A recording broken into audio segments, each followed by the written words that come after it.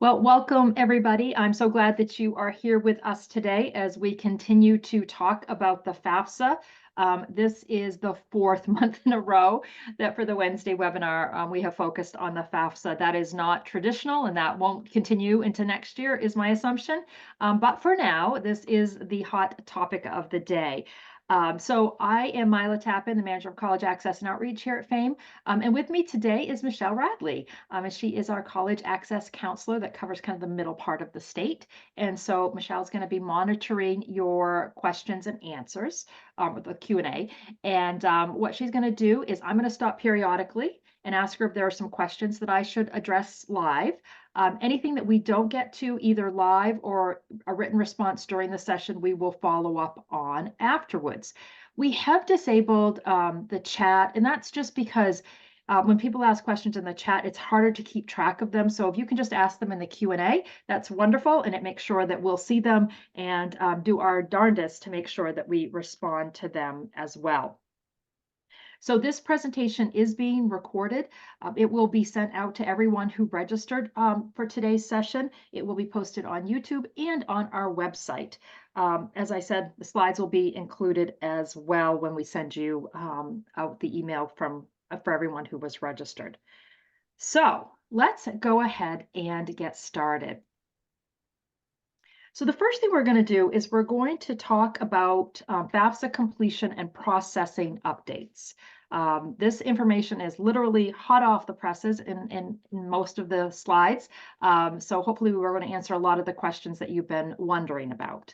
But first, I want to kind of touch on where we've been. So the FAFSA was soft launched on December 30th. Those first 10 days were not great. We had recommended that people wait a week or two before filing. To be honest with you, even if people had decided to go ahead, the reality was the site was not even up all the time in those first 10 days or so. December 30th, I think it was up for about 30 minutes. By about January 8th is when we saw it being available 24/7. So that was good, and a lot of the really early issues were resolved pretty quickly. But the reality is we have continued to see some issues as students have completed their FAFSAs. And we just wanted to mention those because if you're hearing about them, it might seem like it's just a one-off, when in reality, there are definitely some patterns that we've noticed. One is that FAFSAs have been submitted without the required signatures. So it is possible to submit a FAFSA without the required signatures. But what we've seen happen, and we've seen this firsthand, is that sometimes, for example, the student would have done their section and signed the FAFSA, and then the parent goes in to do their section and signs the FAFSA, and that's when the FAFSA would be submitted. And somehow along the way, that student signature was dropped and it's not there, it's missing. Or it could be the reverse, the parent signed it first, and then the student does their section and their signature got dropped. So the challenge is that when that signature was dropped, the SAI, that student aid index that's replaced the EFC, cannot be calculated. So that is going to require follow-up for individuals who had that happen to them. The other thing that we've seen a lot this year is that parent information wasn't provided in some cases where it needed to be. And the vast majority of cases where this happened was because the student at the end of the dependency section saw a screen that basically said, you're dependent. You need to provide parent information, but it does say if you want to apply for an unsub loan only, click yes. And when they did that, some students not understanding the question, they clicked yes, which meant they didn't want to provide parent information. And so what happened is their FAFSA got submitted without any parent information. It's a really poorly worded question. I'm going to show it to you in a few slides. But it is, one of those things where even if you read it closely, it's not always exactly clear what's being asked. So we had many, many more students say yes to that than meant to. Those students really do want to provide parent information because they want to be considered for all types of aid. So that again can be corrected once corrections are possible. For a matter of fact, federal student aid is very aware that this question is problematic. My understanding is they have updated the question. I have not seen the most recent version of it, What I have heard is that the most recent version is still confusing. So there may be the possibility that either federal student aid or others will be reaching out directly to students who answered yes to that question to make sure that they know whether or not they meant to. Because I think what happened is students saw apply and they kind of just said yes to that. And so we'll be going back, we being the collective, we will be going back, I think, and trying to identify those students and make sure that they get that information corrected.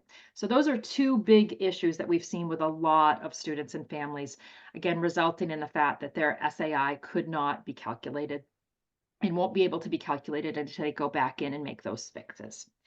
The other thing I wanted to just mention as a kind of a broader issue is the fact that we have seen FSAID issues since the launch. So the FSAID side of things was working pretty well, but then they did need to go in and make some changes to it. And since they've done that, we have seen many, many more FSAID challenges. And I don't know why.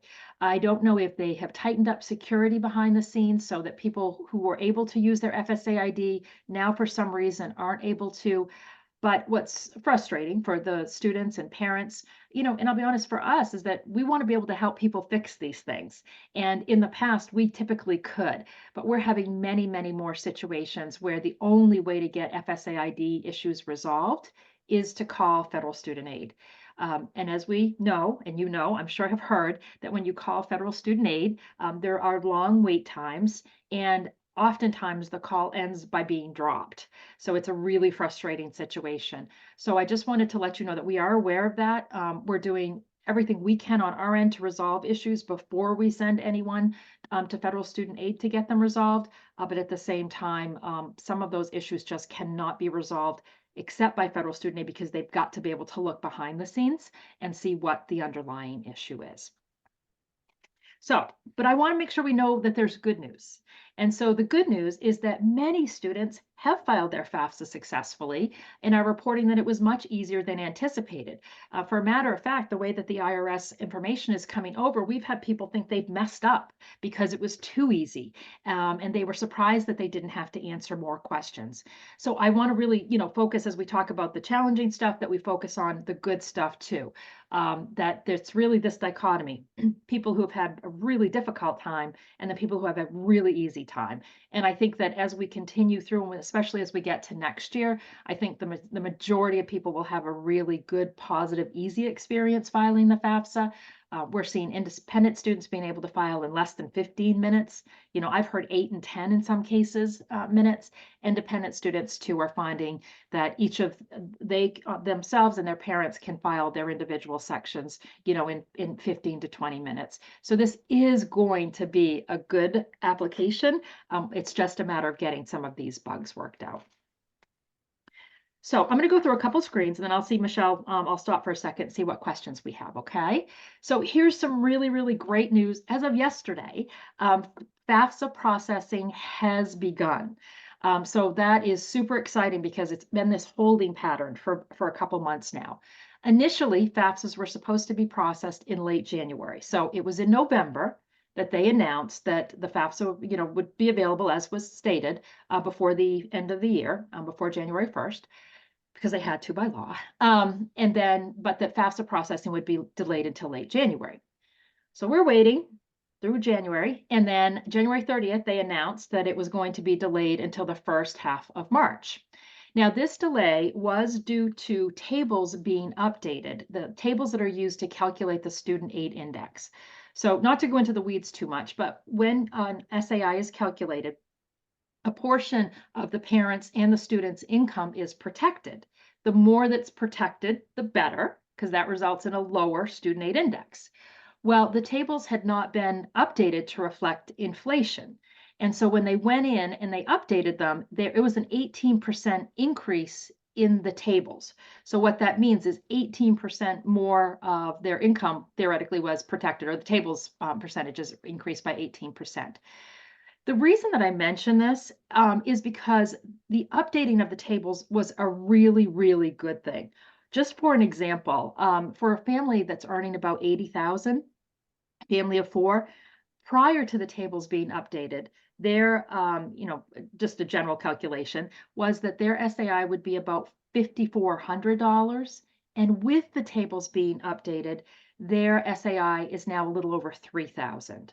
So that is, a translation to about $2,400 more in a Pell Grant. So, I think this delay has been really frustrating. We all wish they'd made the updates to the tables before the FAFSA was released. But I do want to see the silver lining in the fact that FAFSAs have been delayed. And it was because they were updating those tables. And that has been a really, really good thing and means that many more students will be eligible for a Pell Grant or a larger Pell Grant, and will have a lower SAI. So that's kind of what's happened. And it's been frustrating, no doubt about it. And we definitely hear the anxiety in parents and students' voices as we're working with them, and we're sure that's what you're hearing as well. So up until now, all submitted FAFSAs have been showing a status of in review. I went and I checked because this is me right here. I went and filed a FAFSA on January 3rd, just for myself, just to see how it worked. And I checked today, mine is still showing as in review. So that is what, everyone except a very, very small handful of people who have been processed are showing and have been showing. We've been joking that if we had $1 for every time we've been asked a question of, my FAFSA is still showing in review, have I done something wrong? We would have a nice little savings account going. So that is the way that all submitted FAFSAs have been looking to date. Now, yesterday, some FAFSAs were processed. Exactly when they were processed, maybe it was over the weekend, but they were sent to schools and to state agencies like FAME. So 2 small batches of FAFSAs, I think it was 3,000 ICERs across the US. Keep in mind, there's over 5 million, I think around 5 million that have been filed, but 3,000 apparently went out. And how they're doing them is just first in, first out. So these were people who filed their FAFSA very, very early. We at FAME got 2. So that is good news to at least get some and know that that process is moving along. Our understanding, and I'm going to say that probably multiple times today, if this is what we understand today, this is what we think today. This year, things have changed sometimes unexpectedly. Multiple times we've had that happen. So I'm just going to share what I know today and what we think is the case today. But our understanding is that those ICER records, which is what we call a FAFSA when it's processed, have been sent to those schools and those state agencies where that first handful of FAFSAs have been processed. So those individual students that were in there early, those are the ones that may have been processed to date. But that processing is going to ramp up quickly is our understanding. So what they've done is they've just sent out a small number to make sure everything's working. In the process, they have already identified a few issues. But as they feel more comfortable that the processing is going well, then they're going to ramp that up, over the coming days as we understand it. Although we did not receive any ICERs today, apparently. So hopefully that was going to ramp up over the next couple of days or week or so. And then once fully ramped up, federal student aid is saying that it will take them about 2 weeks to clear that backlog of about 5 million ICERs or FAFSAs, excuse me. So that's what we're looking for. We're going to see, we hope in the next couple of weeks, everyone who's already filed a FAFSA, submitted a FAFSA, that their FAFSAs will be processed. Now, anyone who's filing now, because we want people to be filing FAFSAs who haven't yet, those new applications will go to the end of the queue. So again, they're doing first in, first out. So they're going to clear the people who did their FAFSAs first, get them processed, and then work their way through until they are caught up. Our understanding is once they get through the backlog, that then we'll go back to what we were used to, which is a FAFSA is submitted and processed within, 3 days or so, give or take. So that's what we believe will happen once they get through that backlog. So what does this mean for students and parents? Once a FAFSA is processed, individuals will see that their FAFSA has been processed by logging into studentaid.gov and checking out their dashboard. So again, this is my actual dashboard. I logged in this morning. Didn't think mine was probably one of the ones that was done, but I thought I'd just check. And what you're going to see here is I've logged in, so I'm showing Mila. I know this isn't super clear, but you can see that, I'm in my dashboard, right? So when you click on the caret here, you can see all of your different options. So I want to make note not only of the dashboard, but my activity. because that's going to be another segment of that website we're going to want people to be familiar with. Just as an aside, settings here is where you can always go and update FSA ID related information. But I am here on my dashboard, and you can see that currently it's still in that in review status, okay? But what they're going to do, and this is a little bit different than we understood initially, was that they're going to start processing the FAFSAs. Once a FAFSA has been processed, the individual will be able to see their FAFSA submission summary. So if a student just, for the heck of it, goes into studentaid.gov, if their FAFSA has been processed, they'll see their FAFSA submission summary. We haven't seen a screenshot of exactly what they'll see when they log in, but hopefully we will soon. And they'll be able to take a look at their FAFSA submission summary and see the answers they provided on the FAFSA, with the exception, of course, that no FTI, federal tax information, is going to be visible on the FAFSA submission summary. That we've known. It doesn't show up in the FAFSA either. But everything else, they should be able to see the answers to those questions. Now, when these FAFSAs are processed, the SAIs will be recalculated based on the updated tables. So people who filed their FAFSA, let's just say someone filed their FAFSA pretty early and got an estimated SAI, that SAI was based on the non-updated tables. So as their FAFSAs are officially processed, the SAI will be updated to reflect the new tables, which hopefully will mean a lower SAI for the vast majority of students. Now, emails are not being sent immediately upon processing of the FAFSAs. So I thought originally that that was going to be the case, but that's not the case. So what they're doing is they're just going ahead, they're going to be processing FAFSAs, and in the coming weeks is the wording that they used yesterday. They will be sending out emails to let students know.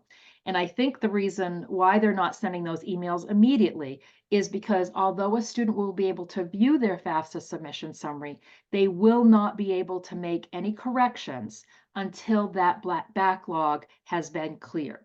Okay, so we're still going to be in a holding pattern when it comes to corrections.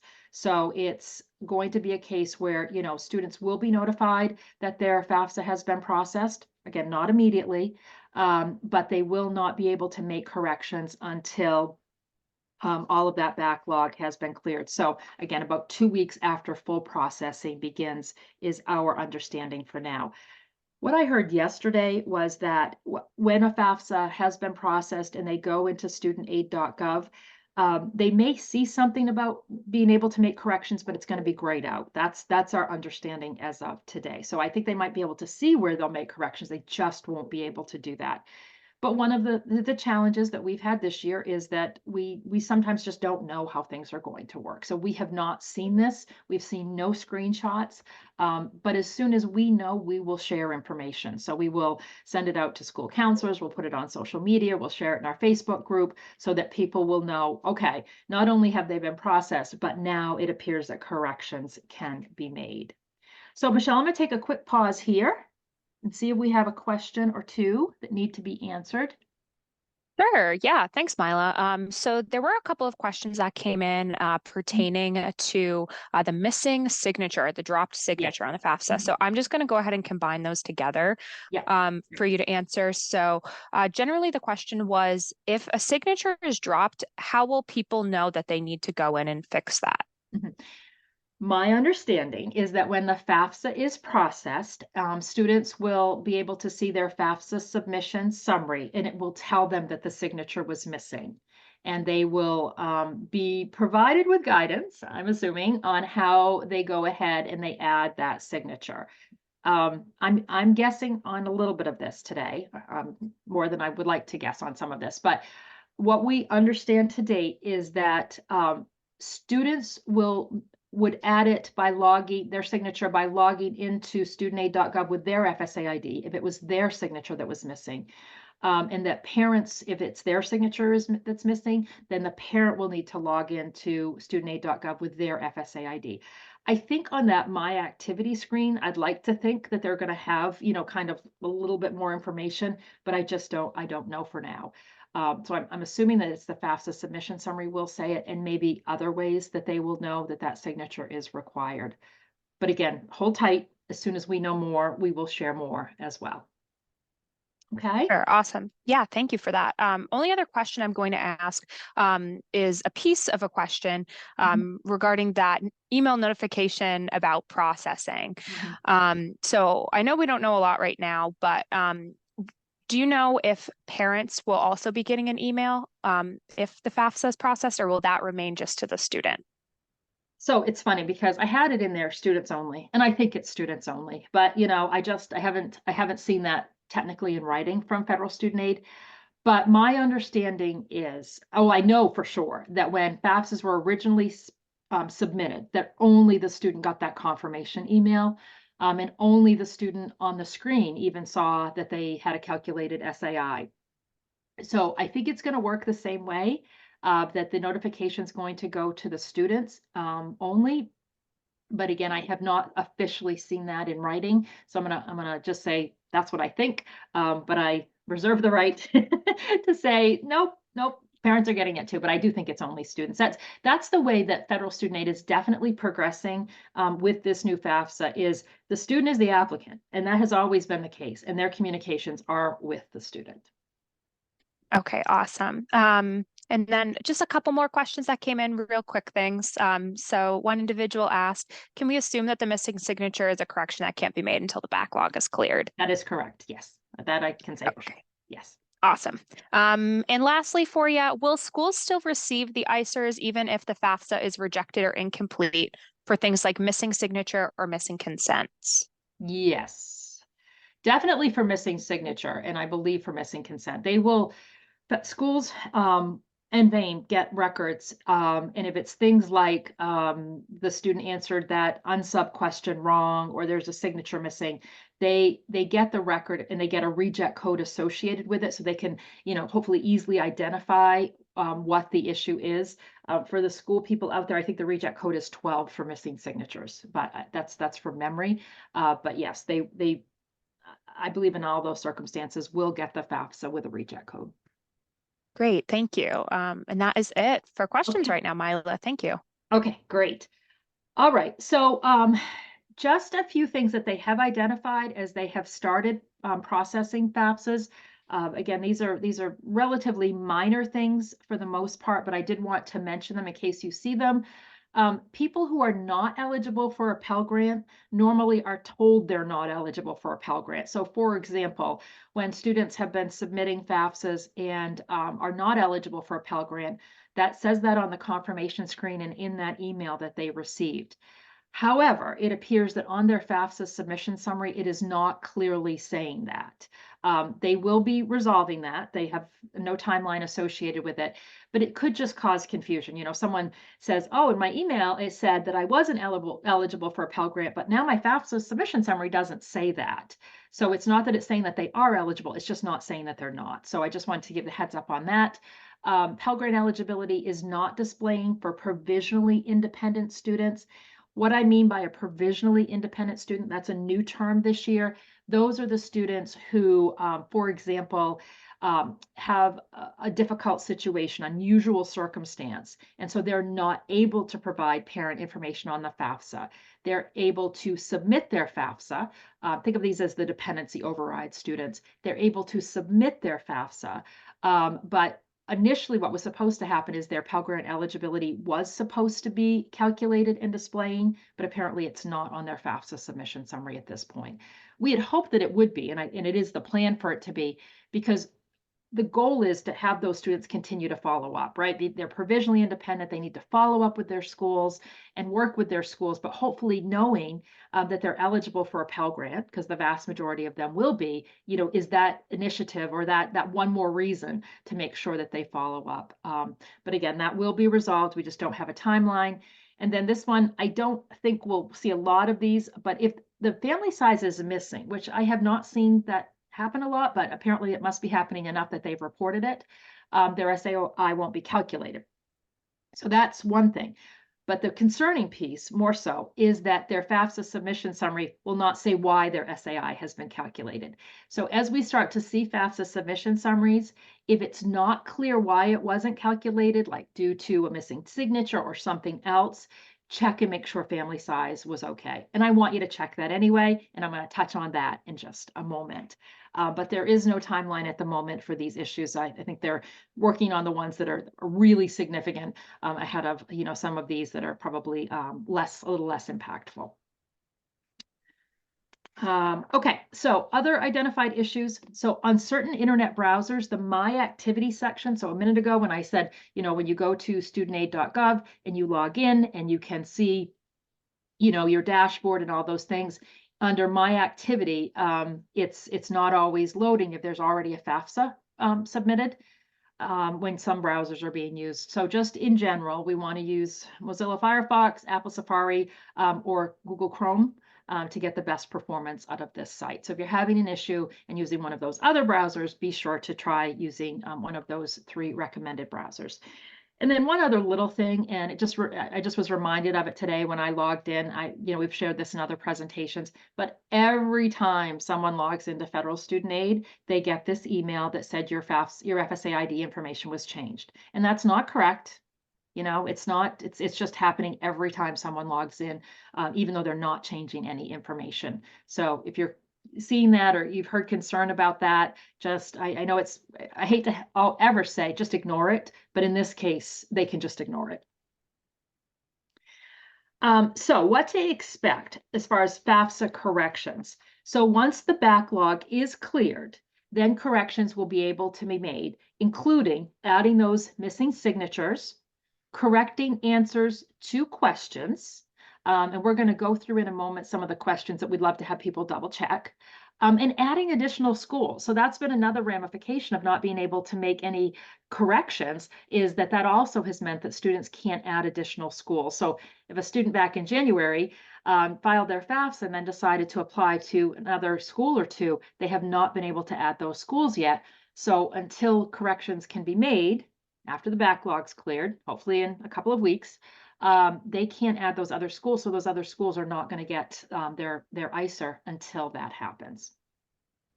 So as far as the correction process, stay tuned. We, again, have not seen the specifics of it and how exactly it's going to work in this new roles-based world. But our understanding is that students will correct information in their section, and parents will log in and correct information in their section. But more to come, and we will share that when we feel more confident about that, and particularly when we have seen screenshots in the process ourselves. Now, what can you expect from colleges? And I probably have some college people on the webinar today, and you could add to that. But what we believe is going to happen is that once the FAFSAs have been processed, schools will receive those ISER records. So that is appearing to happen. But I want everyone to just keep in mind that schools will need to load and test records and then finalize financial aid offer parameters. So the record layout this year is brand new. Everything about this is well, not everything, most everything seems brand new this year. So it's going to take schools a bit to get these records and to load them and test them. Up until a couple weeks ago, schools had only received 8 test records. And then about 2 weeks ago, they finally had access to about 100. But they have not, it's not like they've had test records for months and been able to do all of this. So they're working in real time in many cases to get these records, load them, and test them. Then they have to put together their award parameters, and keep in mind the formula is very different this year, so different levels of eligibility. So schools, once they get those records, will be able to request additional information. So let's just say they have a student who's provisionally independent. They may be reaching out. They need to reach out at some point and say to that student, we need to work with you. The good news is we do believe verification is going to be dramatically reduced this year. Federal Student Aid is saying that verification will focus specifically on fraud, so not so much on the income side of things. So hopefully that will reduce verification significantly. Schools themselves can also start to make corrections. Again, I'm believing that also won't be until the backlog is cleared, and then eventually they will be able to generate those financial aid offers. But official financial aid offers will be delayed until sometime in April. I just don't see how schools are going to be able to get them out any sooner than that. Now, schools have done estimated financial aid offers. So we know many schools have said to students, if you provide us with your SAI, We'll calculate an estimated award. Some schools use a profile or some other way of collecting data. So they may have some estimated offers out there, but those official ones, are going to be into April, I would believe, before schools are going to be able to get them out. And, I was reminded today that we have some schools, probably more of our community colleges, who are really, focused on, they've got a lot still going on, as do all schools with their current population. It might be even into May before they get financial aid offers out. I think most of the 4 years are probably, going to try to get them out a little bit earlier. But it definitely is one of those periods of time where we're just continuing to have to wait. So we've been waiting for processing, now we're waiting for corrections, and then we'll be waiting for financial aid offers. So patience, is really still needed, but we are making progress. So Michelle, I'm going to stop for a moment, see if we have anything else before I talk about a couple of other updates. No new questions right now, but thank you. Okay, super. So I just want to mention about mixed status families. And, I don't think we have as many families here in Maine that are mixed status families. What I mean by a mixed status family is a scenario where the student is eligible for federal student aid. And in order for a student to be eligible for federal student aid, they have to be a citizen or an eligible non-citizen, and they have to have a regular Social Security number. But their parent does not have to be a US citizen or eligible non-citizen, and their parent doesn't even have to have a Social Security number. That's always been the case. So there's no change to those rules about, the fact that the student has to be, but the parent doesn't have to be. But what they've done this year is they have created a process where parents without a Social Security number are supposed to be able to create an FSA ID and be able to complete the FAFSA online. In the past, parents could not create an FSA ID. So what they had to do in this scenario is they had to print off a paper signature page and send that in. So this process was supposed to mean that they could do all of this online. Now, I say I don't think we have all that many mixed status families here in Maine because it seems like we have a lot of all or nothing, right? Either the student and parent are both eligible and have an eligible Social Security number, or neither of them do. But we do always still have some.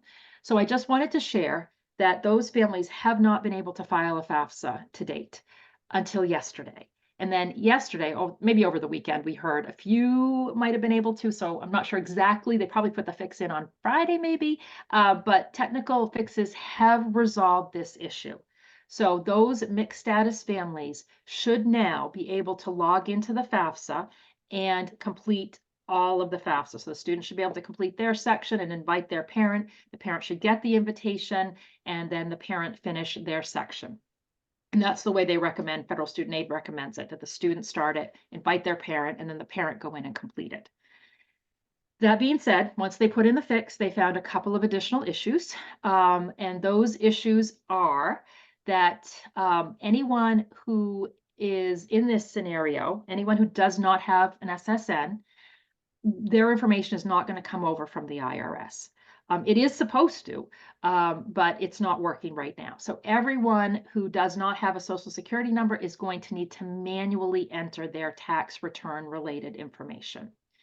The other thing that apparently is being seen is that if the student, when they're inviting their parent, has anything that's even a little bit off, it's not finding their parent. And because it's not finding their parent, it's not able to send that invitation that's required for the parent to get into the FAFSA to complete their parent section. And our understanding is it's everything as simple as if you spelled out drive versus having DV abbreviated.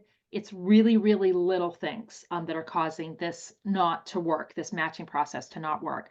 But the good news is they are actually working on a resolution now, and they believe they should have that fixed in the next couple of days. So that's really good news there. Another piece of good news is that for those parents who have been trying to create FSA IDs who don't have a Social Security number, they have, been able to do that in many cases. But in some cases, when their identity hasn't been able to be verified, and if you want more details on this process, we do have other presentations where we went into detail about this process and how it works, or you can join us at FA 101 on Friday or virtually the following Friday, and we'll talk more about this. But for those individuals, because they don't have a social, they can't be verified with the Social Security Administration.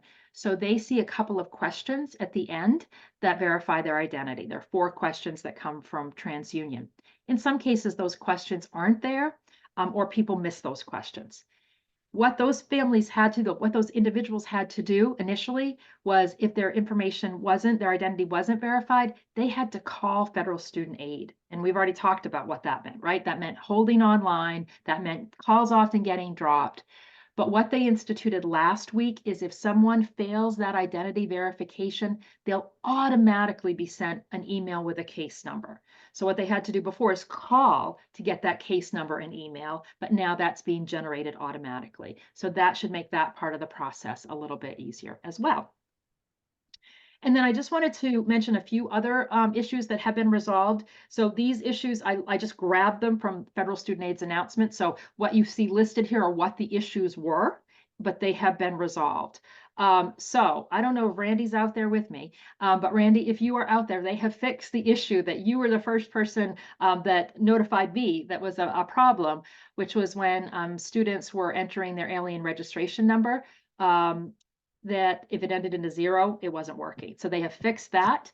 We had a scenario where students who were born in 2000 should have been automatically independent, but they weren't being picked up as automatically independent by age, and instead were being looped to the unusual circumstances page. That has been fixed. Customers, as they refer to them here, who changed their citizenship status from eligible non-citizen to anything, were not being able to continue. So those are a couple of things that they have resolved recently. There is a page on the Knowledge Center. So that if any of you are really wanting to get into the weeds on this, or just really want to be up to date and want to be able to check everything yourself and not rely on, us or others to provide this information, we're trying to do as quickly as we can. But if you want to, you can go to the Knowledge Center. So the Knowledge Center is where Federal Student Aid provides all of these updates. All of this information is there. And they even have a page with issues. And they have what the issues are and whether or not they've been resolved, and if there's a workaround, what that workaround is. So I'd love to have you check that out. I will say these issues that have been resolved have not been updated to say they're resolved yet, though. So there does seem to be a little bit of a delay, even on Federal Student Aid side, of updating that issues list. But check that out. It's really, really helpful if you're having, an issue with a particular student's FAFSA or just want to stay up to date on this really quickly changing scenario. So what we want students to do is there are some situations in which we want students to follow up with their schools. One is if the school student is not able to file a FAFSA yet, or they've missed a deadline due to these challenges, we want students to follow up with their schools. I think a lot of schools have adjusted deadlines, but some haven't for really good reasons. They've kept those deadlines in place.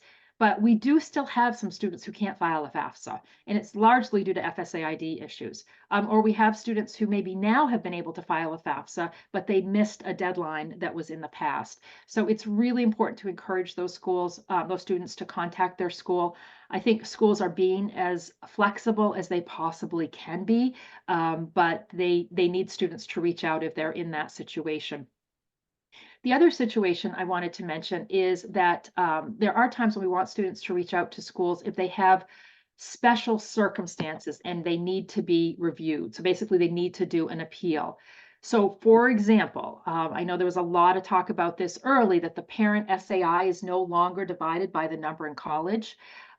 If a family is financially impacted by that, so if they've got 2 kids in college and it's just really making it difficult for them to figure out how the heck they're going to pay for this, they should reach out to the school with numbers once they have them about, what it's costing them and how that's impacting them financially. Kind of think about it like in the past, parents weren't included in the number of in college, but you could reach out if the parent was paying out of pocket, same sort of thing. But the key is that they do have to be financially impacted. So if you had a student, you had 2 kids And one of them was going to the community college here in Maine. Their tuition and mandatory fees were covered. They were living at home. You know, he didn't have a lot of out-of-pocket expenses. You know, school's not going to be able to do anything about that. But if you have a student that's attending, you know, a school where, you know, there's a significant cost out of pocket for the family, that's when you'd want to work with both schools and talk about that situation.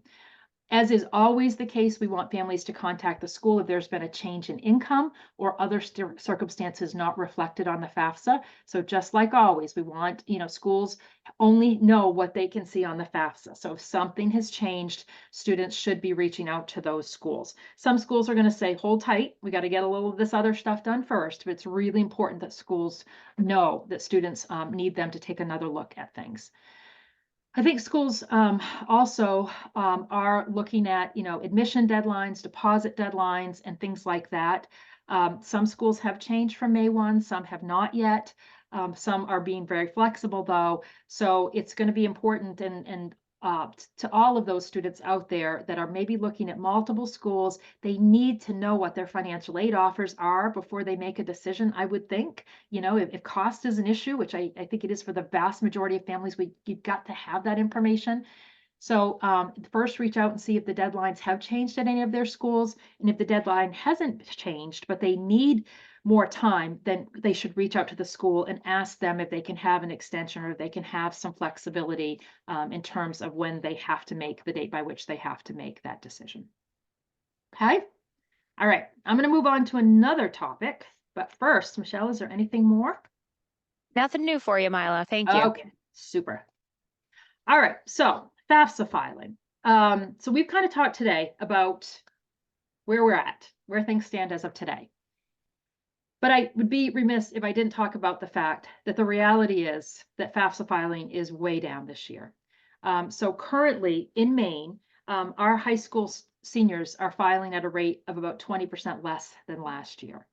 So that's really concerning. Nationwide, it's about 35%. So, you know, we're doing a little bit better than on average, which we typically do, but we're really down significantly this year. And I think it's for a variety of reasons. You know, I think it's obviously the FAFSA itself probably is having people say, you know what, we just don't, we're here and it's kind of a mess. We just don't want to do it. But I would say to those families, for most families, it is not a mess. It actually is easier than ever. And so we need them to get it done. You know, and there are some other factors, but we just want to be sure we're encouraging students to get that FAFSA completed. So we appreciate anything you can do to help spread the word to students that if they haven't filed yet, now is the time to get their FAFSA filed. Now, I know one thing that's really helpful to a lot of you that participate is our FAME FAFSA portal. So that for high school counselors, for example, you can log in, you can see a list of your students, you can see which ones have filed their FAFSA. I did send out an email about this, but of course we can't populate the portal until we get FAFSA records. So it won't be until that backlog has cleared that we will have, you know, comprehensive information as to which students have and haven't filed a FAFSA yet. So stay tuned for updates. We will get that open and available to you as soon as possible. And as soon as it is open, you will get an email letting you know that, because I know that it's a lot easier for you if you know which students you have to focus on, rather than, you know, than doing just this broad-based message. So we appreciate everything you're doing, and we'll try to be as supportive and get that information out there as quickly as possible. What I wanted to do in our remaining few minutes is I'm gonna actually go through a couple of slides and really not say much of anything. And the reason is I think this is information that most people are familiar with, but I wanted to keep it in the presentation for reference purposes. But what I want to do in the last couple of minutes is I want to highlight some of the questions on the FAFSA itself that are sometimes problematic. So whether a student is filing the FAFSA for the first time and you're working with them, or they're needing to go back in and make corrections, these are some of the screens we want you to be aware of. So the process itself is that families do need to get their FSA IDs, and we need them to get them ahead of time. If families don't get their FSA IDs ahead of time, meaning for people with a Social Security number, if they don't go in and create their account and allow for about 3 days, Then what's going to happen if their account hasn't been verified with Social Security? The data transfer from the IRS is not going to work. So they're going to have to enter their tax information manually. So for people who have tax information, they really need to get their FSA ID created, wait the 3 days, and then go ahead and file the FAFSA. There's lots of information we have available about FSA IDs, so I'm not going to go into great detail, but did want to put this in here as reference. This is who needs an FSA ID when we're talking about parents, so you can review that information when I send the PowerPoint along. And then if we've got a situation where parents are divorced and separated, it's no longer the parent who the student lived with most in the last 12 months, it's the parent who provided the most financial support. So this just covers a little bit of information as to who is a contributor and who needs to have an FSA ID when completing the FAFSA. And of course, this is where that happens. The FAFSA now is roles-based. There's a student section and a parent section. Either the parent or the student can start the FAFSA. Whoever decides to start the FAFSA, they're going to go to studentaid.gov and they're going to log in with their FSA ID, that username and password, or email or phone number and password if those have been verified. When they log in, they want to be sure that they know what role they're in. So you can see here, I'm logged in as Mila. When I log in as myself with my FSA ID, because keep in mind, I only have one, it's associated to me and tied to my Social Security number.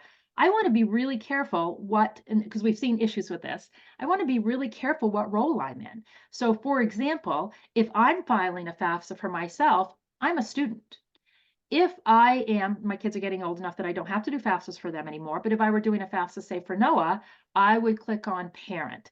So one of the things is for people, like when parents are logging in, they want to be in the role of a parent. A parent logging in to complete the student section of the FAFSA is never going to indicate that they're a student. So it's just really important that people stay consistent with who are they logging in as and what role are they in at this particular moment. As mentioned, the FAFSA is roles-based, so whoever starts the FAFSA provides demographic information, name, Social Security number, and date of birth for that other individual. So let's just say the student starts the FAFSA, they're going to provide that information for their parent.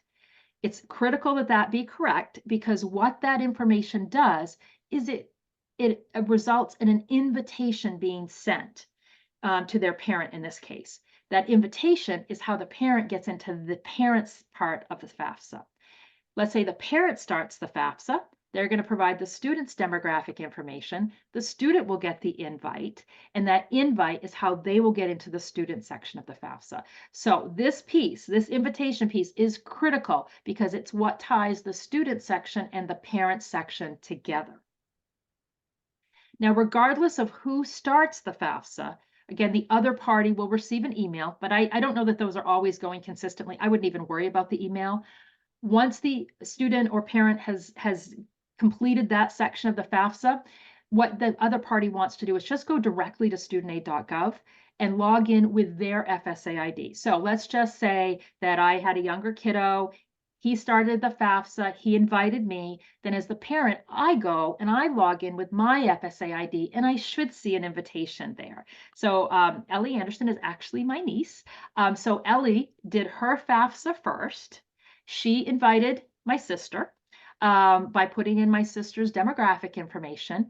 And then when my sister logged in, so you can see this is my sister, Rebecca, she saw this invitation. So she saw this pending invitation, and then she would just click on accept invitation, and that got her into the parent section of the FAFSA. But just one of the pieces that's critical, my sister is Rebecca. We all call her Becky, right? So when Ellie was doing her FAFSA, it was super important. She had to list it, as my sister's full legal name, full government name, right? So if that information isn't in there correctly, the invitation won't get sent. So if someone says no invitation has been sent, even though we've provided that information in the FAFSA, have them go back in and make sure that all of those pieces of information, name, Social Security, and date of birth, are accurate and reflect what's on file with the Social Security Administration, because that's what the FSA ID also had to match.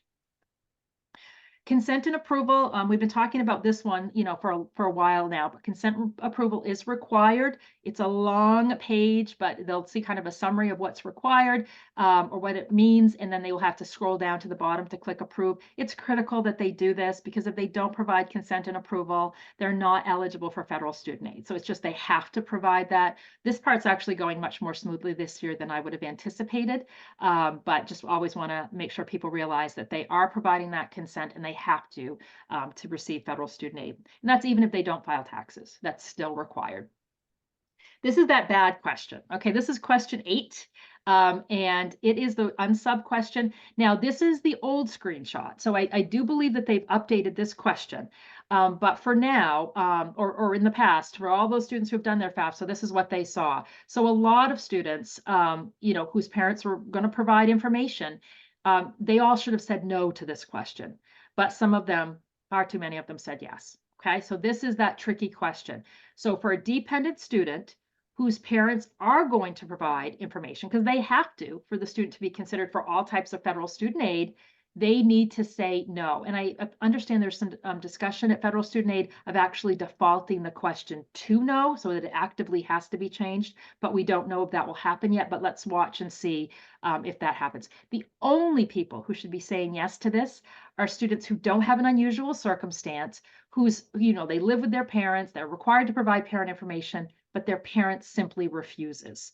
Those students, we do have some of those, their parent just refuses, so they can't be considered for all types of aid, but they can get an unsubsidized loan only. So that's the purpose of this question. But again, the vast majority of dependent students should be answering no to that.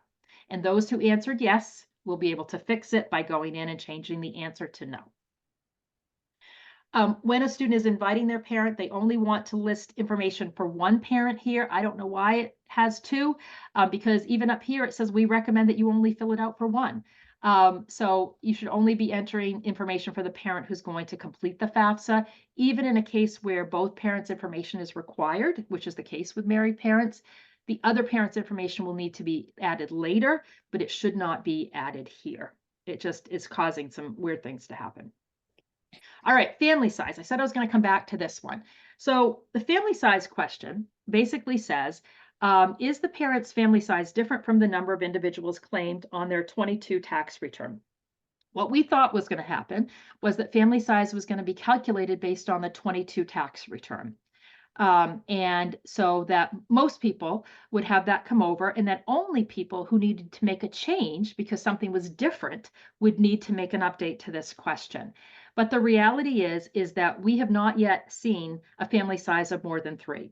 So what it appears to be doing is simply taking parent marital status and then adding the student. So we're seeing family size of 1 for some independents who it's just them. We're seeing 2 for families where it's a single parent and the student. And for married parents, we're seeing a family size of 3. Even when we know there were additional dependents on the FAFSA, on the tax return, they are not showing up in family size. So we want everyone to check family size. So if you're working with a student who's completing the FAFSA initially, have them say yes to this and update it if necessary. If you're working with a student and you're doing corrections, even if they don't realize there could be an issue with this question, please have them go say yes to this question and double check it and see if it needs to be updated. The larger the family size, the more income that's protected and the lower the student aid index. So it really does have an impact on eligibility. Just a quick one here. When I did this the first time and watching families doing this, we see this screen, which is basically a summary when a section is completed. Wouldn't you think here where it says signature, or down here where it says signature, wouldn't you think you'd click on that and that would let you sign it? Well, that's not how it's working. It basically, you can see that there, but what you have to do, this is one long screen, is you have to scroll all the way down to the bottom, click on continue. And then when you click on continue, you're going to be taken to the page where you can sign the FAFSA. So we've gotten a lot of questions where people say, oh, I went to sign it, but the signature box is grayed out. Well, it's because that's not how they sign it, even though it looks like it should be. Instead, they have to scroll down and click continue to sign. When the parent submits the FAFSA, they will see a congratulations screen, but it will not have the student's calculated SAI. the student will receive a congratulations screen that has their SAI if it was able to be calculated. And again, the student only will receive the email saying that their FAFSA has been submitted. We're still waiting to hear for sure, but I think the same is true with the email about processing FAFSAs. And then this is my last slide. I just wanted you to see a copy of what that email looks like. So again, the student, when they when they submit their FAFSA, if this is the email that they receive, and hopefully they saw that their SAI was calculated. If their SAI was not able to be calculated due to a missing signature or parent information not being provided when it needed to be, or whatever might be the case, it would just simply say an SAI was not able to be calculated. What I'm concerned about here is that would still continue to read, though, based on the eligibility criteria, you appear that you're not eligible for a Pell Grant. So every student out there who's missing a signature got an email that said, based on the eligibility criteria, you don't appear to be eligible.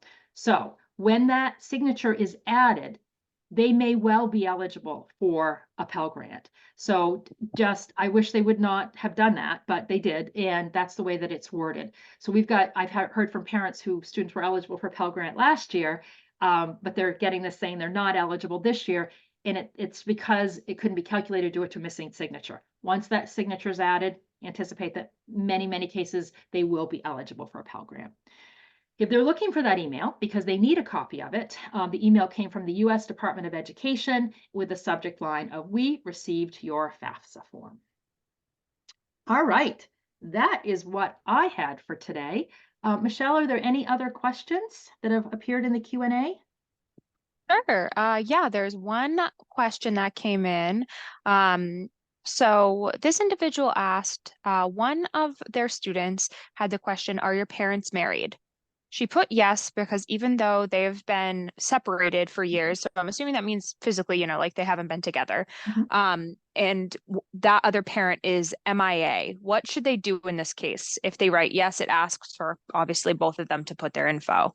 Right. So in that scenario, when corrections can be made, or if they haven't submitted their FAFSA yet, they want to change the answer to that question to separated. So separated is an option on the FAFSA. So when parents are answering their marital status, if they are indeed separated, they're physically not together, even if they're legally still married, if they're not living in the same household and they are for like marital purposes not together anymore, then they should put separated.